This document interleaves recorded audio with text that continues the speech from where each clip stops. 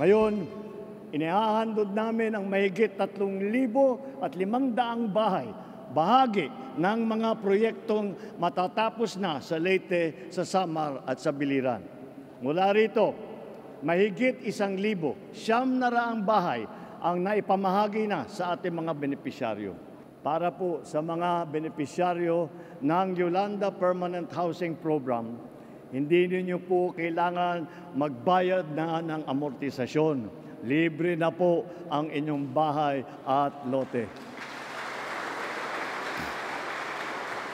Hindi na po kayo sisingilin ng NHA dahil bigay na po ito sa inyo ng inyong pamahalaan. Ang hiling po namin sa mga benepisyaryo ay mapalagaan naman ninyo ang mga pabahay na ito.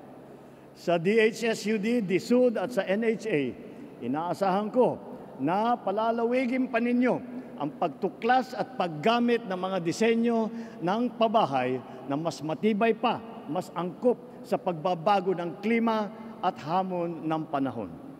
Kaugnay dito, tuloy-tuloy ang ating pagsulong ng mga hakbang upang mabawasan ang pinsalang bunsod ng mga kalamidad. Sa buong bansa, ating binibigyang pansin ang pagsisiguro ng lahat ng flood control projects ay tiyakin natin na maayos ang disenyo upang makayanan nito ang dumadalas ng mga pag-ulan at ng pagbaha. Sa bagong Pilipinas, hangad namin na makita kayong matagumpay, hindi lamang para sa inyong sarili, kundi para rin sa kinabukasan ng mga susunod na ating henerasyon. Sama-sama natin pahalagahan ang mga tahanang ito na siyang magsisilbing pundasyon ng mas matatag na pamayanan at mas maaliwalas na kinabukasan.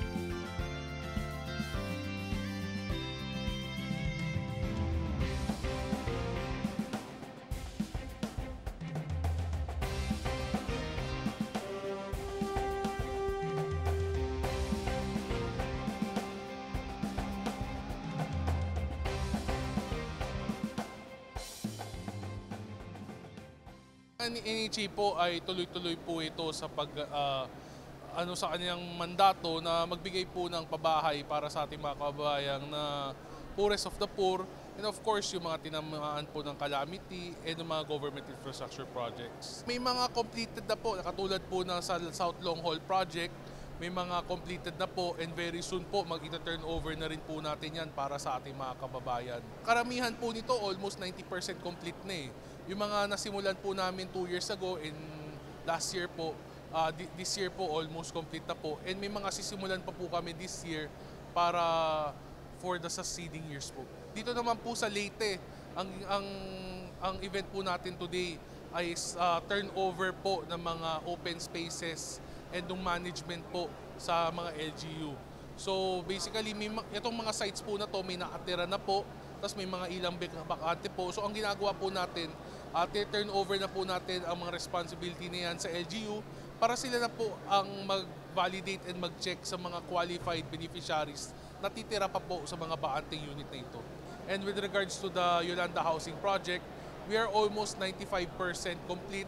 Ito na lang po ang remaining few na turnover po natin para totally po ma-accomplish and 100% complete na po ang Yolanda Housing Project.